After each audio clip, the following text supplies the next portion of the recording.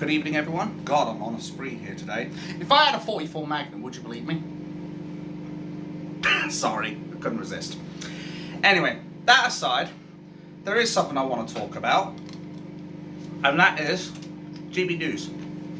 GB News have definitely been coming under attack. Let me be clear on that much. But are we really surprised at this point? But you know what? I'm going to do a little bit of a story first. So back in the day, my mum absolutely loved these things. She was more of a fan of the white chocolate ones though. But one time, while I was still living down another part of where I live right now, I went to newsagents. I didn't let my mum know I was going, which was very naughty of me. I should have let her know. But anyway, I went into the shop, bought a white chocolate Magnum, came back home, and started eating it right in the face. I do regret it to some degree, but at the same time I also don't. But her first response was, "You better have bought me one, you fucking cunt."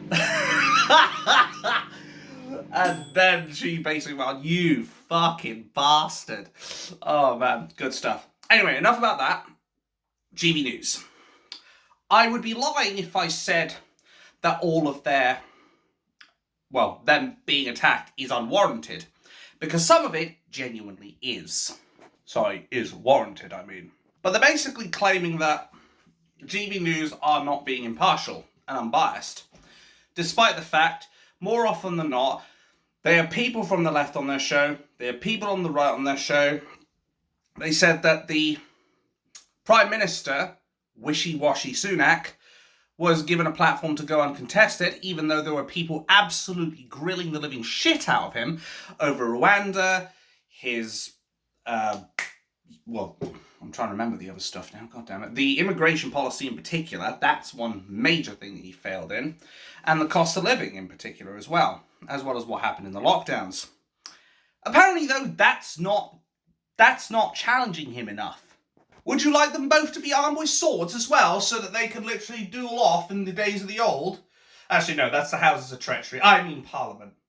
Or maybe I was right first time. Where basically, if two lords' swords crossed, they would do battle to the death with one another. That was cute. But understandably, it had to go. Much better.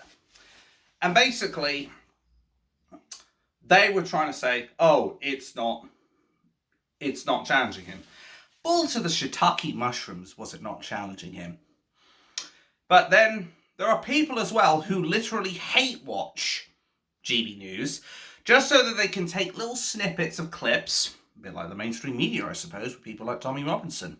But I digress. They'll take little snippets of clips, post them off to Ofcom and complain about them, whether they are morally objectionable or wrong or not.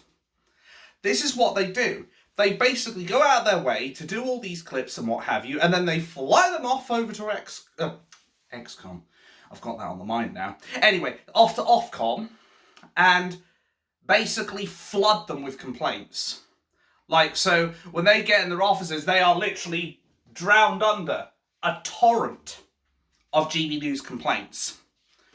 As I said, not all of it is warranted. Most of it is unwarranted. However, there are things that they do get attacked on that they should be attacked on, or they don't that they should. The biggest problem I have right now, and it's something that I have covered, does anybody remember when Jacob Rees-Mogg, or maybe I was right first time again, and Benjamin the Bastard Buttersworth, they had their own little segments on GB News, and basically they went out of their way to do libel and slander against him. And there were other people in other channels as well who were saying he attacked the police and all that. No, he didn't. But that doesn't stop these people from committing the libel and slander. I'm wondering, GB News, when are you going to have Tommy Robinson on? If you really want to deal with him, put your money where your mouth is and have him on. Or better still, if you're not going to have him on, because let's face it, you don't have the brass bollocks. You don't have the balls, whether up here or down there, or in my case, both, to deal with a man who can literally take you to task for what you said. But of course the mainstream media won't tell you this. I'm sorry I have to do this, folks. Because say it with me, folks, it doesn't suit the narrative. But that is something they do deserve to be attacked on, 100%. Because it's not just a matter of, oh, well, it's their opinions versus his. That's a matter of libel and slander. And unless I haven't been looking around enough, I haven't seen a little tweet or Twitter or whatever the fuck it is on X that basically says, we apologise to Tommy Robinson for making those remarks. Do you think they're ever going to apologise for those remarks? Somehow I don't think so, personally. But that is something that they deserve to be attacked on. They also... I accept that we should at least let people who have wild views on the show so we can expose them for the idiots they are. I accept that. And I've even said it myself. But there are times where you are including people who have the most hateful, most disgusting rhetoric, namely Islam and their death cult. And you're having them on so they can preach their hatred. Now, it's kind of a catch-22, I guess, for them, in their defence. On the one hand, they have them on so that they can do this by the book and expose how much of an insane, batshit crazy man or woman or whatever it is they are. At the same time, I feel they shouldn't include them for the simple fact that they're a danger. They are a danger to us. And they shouldn't be given airtime, which goes against what I would stand for, personally. It is the kind of catch-22 that's very, very hard. It's a bit like juggling like 1,000 fucking balls and you're trying to keep track of them and all of a sudden it all goes tits up and you start falling over. And the board under my sink just fell. Anyway, that's the point I'm trying to make with all this. There are people that should and shouldn't be on. They're willing to have terrorists on their show, but they're not willing to have Tommy Robinson, even though they've libeled and slandered him.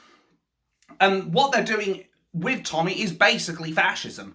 Talk shit about one side, but don't give him a platform to retaliate. How do you think that would go? How do you think a 1v1 between the two? And I'm not talking fisticuffs, I'm talking about this. How do you think that would go? Tommy would wipe the floor with them, just like that. 10 seconds, probably not even. But they won't dare have him on, because they don't have the bollocks, as I said. But I will say this much. A lot of Ofcom has mostly ex-BBC directors to it. And we all know how crooked and biased the BBC are. So is it really any wonder that they're attacking GB News? Not really. What I will say, though, is if you're going to have the balls to attack GB News, you should at least investigate Channel 4, who allowed people who were terrorists to be on their show, who have a constant bias of pro-left-wing propaganda. What about the BBC? Oh, of course they won't, because they investigate themselves. How about you get an investigative company that's politically neutral, See how that goes, you wankers. You won't, because we know damn well that would expose you and Channel 4. That's what it boils down to at the end of the day. Ofcom has the balls to attack something that is far right, or right-wing, or alternate media, but they don't have the brass balls to look inward. They don't have the guts to stand there and look in the mirror and see that reflection that they have. They're too scared to do that. You probably need a bigger mirror for me. Anyway, I can at least look in the mirror if I had one and say, yeah, I'm proud of my views. I'm proud of what I do. I'm proud at what I stand by. Let's see Ofcom do that. Put your money where your mouth is and actually do your job impartially and investigate Channel 4 and BBC. If you've really got the impartiality and the balls to do it. If you don't have the balls, then we will find out very soon. And it will prove beyond doubt that you're not trying to shut down GB News because of lack of impartiality, but rather You're trying to shut GB News down because you fear the people waking up. You are the symbol of fascism.